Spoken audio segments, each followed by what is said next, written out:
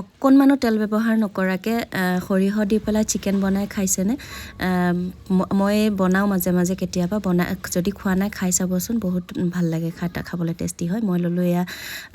সৰিয়হখিনি মই ধুনীয়াকৈ আগতে ধুই মেলি ৰ'দত শুকুৱাই মেলি এনেকৈ একেবাৰে ৰেডি কৰি থৈ দিছিলোঁ তাৰপৰা আদা নহৰু এনেকৈ দি পেলাই প্ৰথমতে ইয়াৰ পেষ্টটো বনাই ল'ম তাৰপিছত 3টা মিডিয়াম চাইজৰ পিঁয়াজ কাটি ল'লোঁ কাটি লৈ পেলাই সেইখিনি মই তাতে দি দিলোঁ পেষ্টখিনিও দি দিলোঁ দি পেলাই অকণমান ইয়াত ধনিয়া জিৰা দিলোঁ তাৰপিছত গোটা মছলা গৰম মছলা দিলোঁ তেজপাত 2টা আৰু এই পুৰি ৰখা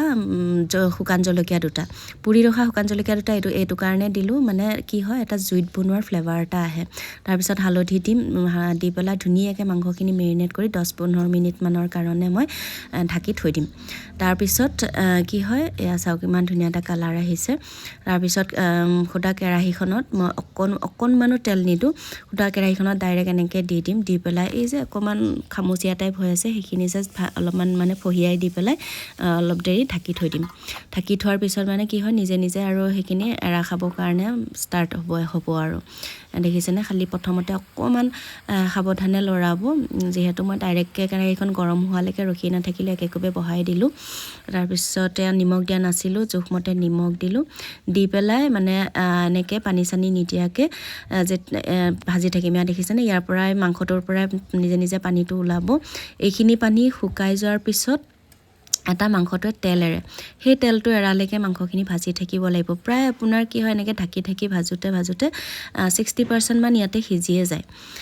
এয়া দেখিছেনে মাংসটোৰ পৰা অকণমান নিজে নিজে তেল এৰিছেগৈ এয়া এনেকৈ তেল এৰালে মানে মাংসখিনি ধুনীয়াকৈ ভাজি থাকিব লাগিব মই কৈছোঁ নহয় অকণমান এটোপালো তেলৰ ব্যৱহাৰ নহয় কিন্তু মাংসখিনি খালে আপুনি অনুভৱেই কৰিব নোৱাৰিব যে ইয়াত তেল দিয়া নাই তাৰপিছতে সৰুকৈ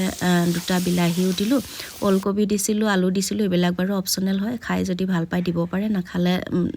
নিদিলেও কোনো কথা নাই ভাজি যেতিয়া মাংসটোৰ পৰা তেল এৰিলে তাৰপিছত মই অকণমানকৈ পানী দিলোঁ মই বেছি জুলীয়া নকৰোঁ অকণমান খামুচীয়া টাইপৰ কৰিম আৰু এই যে শুকান জলকীয়া 2টা পুৰি দিছিলোঁ যে সেইটো কাৰণে দেখিছেনে কালাৰটো কি ধুনীয়া অকণমান হাঁহৰ মাংসৰ কালাৰটো হাঁহৰ মাংস বনালে যেনেকুৱা এটা কালাৰ হয় তেনেকুৱা টাইপৰ কালাৰ এটা আহিছে দেখিছেনে তাৰপিছত শেষত অকণমান গৰম মছলা দিলোঁ দি পেলাই অকণমান উতলিবলৈ দিলোঁ দি পেলাই আমি শেষত একেবাৰে কচুৰি মিঠি অলপমান দি ফাইনেলি হৈ গ'ল আৰু